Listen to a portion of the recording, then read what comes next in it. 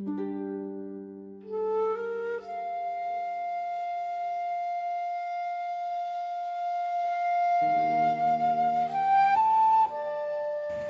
នេះទានរឿងខ្មែរសុំជូនរឿងចចកនិងក្រសានៅក្នុងព្រៃមួយសត្វតូចធំគ្រប់ប្រភេទរស់នៅចុះសម្រុងគ្នានិងរាប់អានគ្នាជាមិត្តទៅវិញទៅមកតែពុំមែនបានន័យថា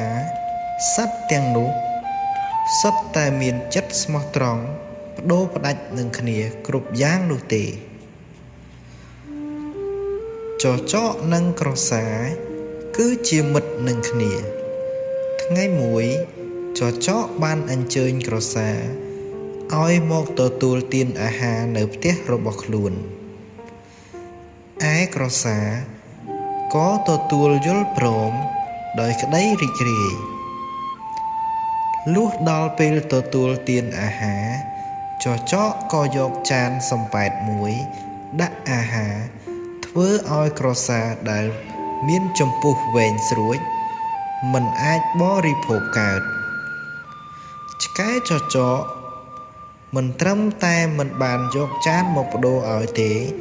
បែរជាបរិភោគអាហារទាំងនោះដោយខ្លួនឯងអស់រលីងទៅរំលងបានប៉ុន្មានថ្ងៃក្រោយមក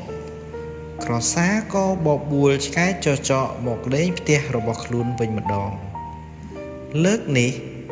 ក្រសាយកថូដែលមានកវែងតូចហើយដាក់អាហារសម្រាប់បរិភោគចចកគ្មានតម្រេះនឹងបរិភោគអាហារក្នុងថូនោះបានឡើយ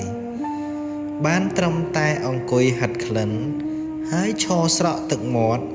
សម្លឹងមើលសត្វក្រសាសោកចំពុះស៊ីអាហារអស់រលីងទៅរឿងចចកនិងក្រសាចប់តែត្រឹមនេះក្នុងអត្ថបទរឿងដ៏ខ្លីនេះគឺចង់អប់រំយើងឲ្យដឹងថាការប្រព្រឹត្តចំពោះអ្នកដទៃដូចម្ដេចគេក៏នឹងប្រព្រឹត្តបែបនោះមកលើយើងវិញដែរ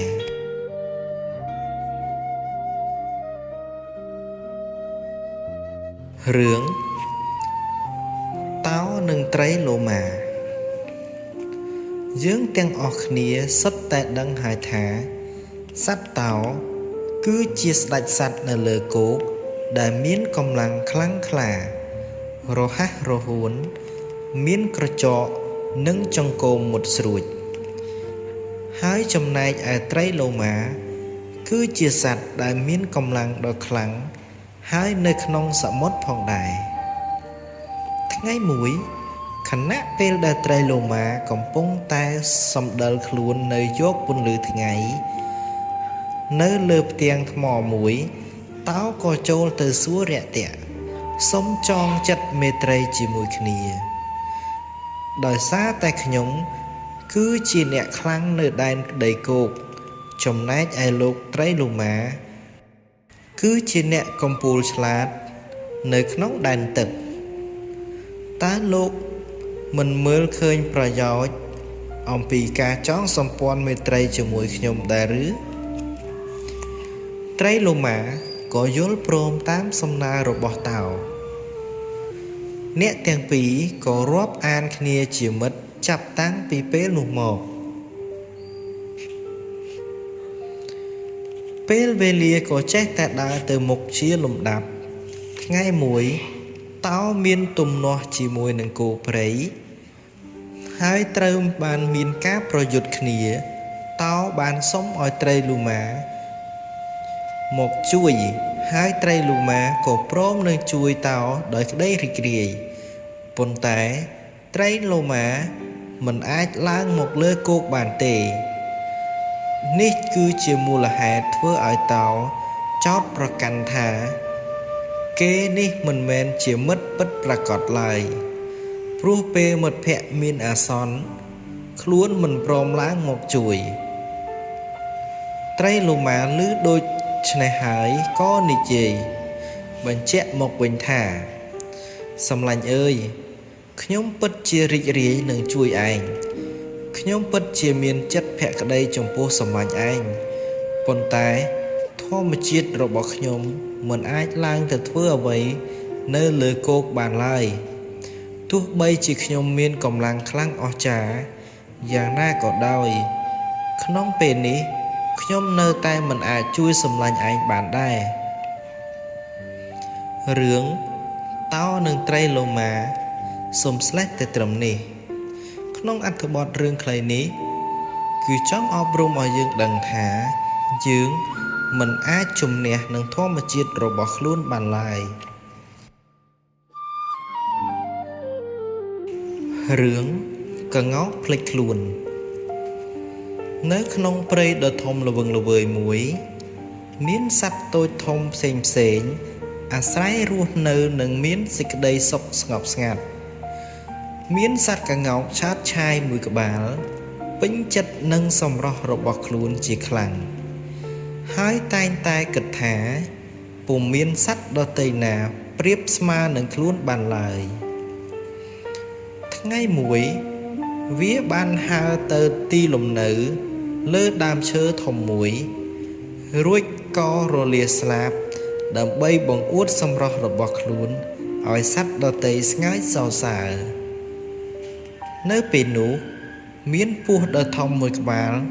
កំពុងតែពាត់ខ្លួននឹងមែកឈើនៅក្បែរនោះដែរ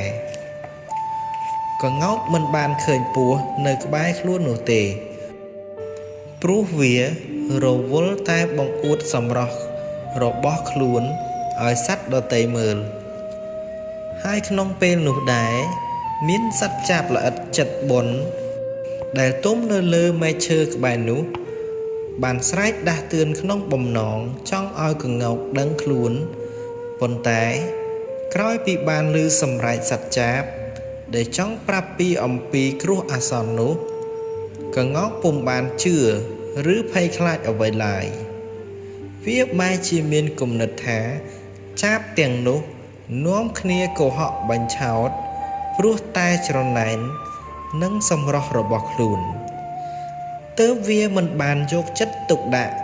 ទៅលើសម្រែកប្រមានរបស់គេនោះទេទោះជាចាបខំស្រែកយ៉ាងណាក៏ដោយនៅទីបំផុតសត្វក្ងោកបង្អួតរៀង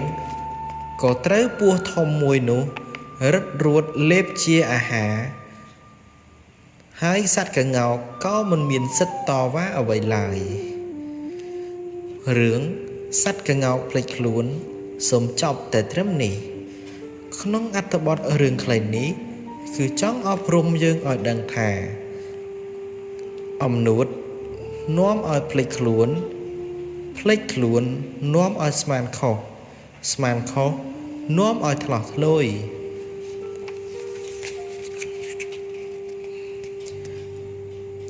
រឿងចង់ខុសជំនាញក្នុងព្រៃក្រាស់មួយ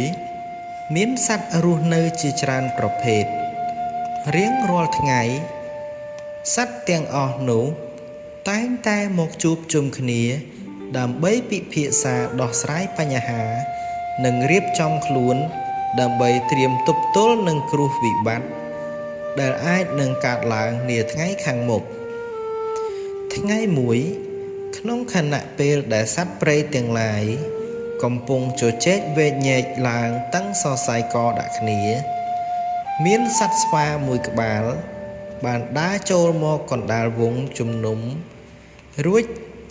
ចាក់ក្បាច់រាំក្រមិចក្រមើមក្នុងបំណងបន្ធូរបន្ថយភាពតានតឹងដែលកំពុងតែកើតឡើងនៅពេលនោះ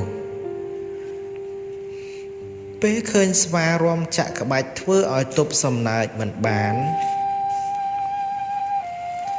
សត្វទាំងនោះក៏នាំគ្នារីករាយពេញចិត្តនឹងការធ្វើបរិយាកាសរីករាយបានធូរស្រាលអារម្មណ៍ឡើងវិញចំណែកឯសត្វអូតពេលដែលឃើញស្វាមានប្រជាប្រិយបែបនេះ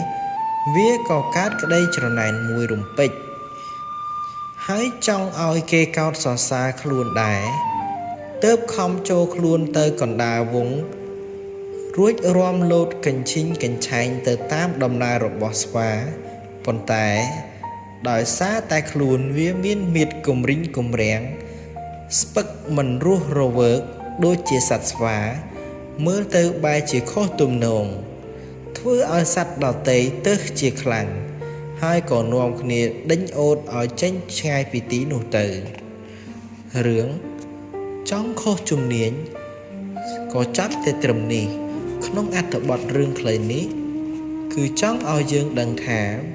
មនុស្សម្នាក់មានជំនាញផ្សេងពីគ្នាការចចេះធ្វើអ្វីដែលមិនមែនជាជំនាញរបស់ខ្លួនអាចនឹងហុចផលអាក្រក់ជាច្រើនមកដល់ខ្លួនវិញ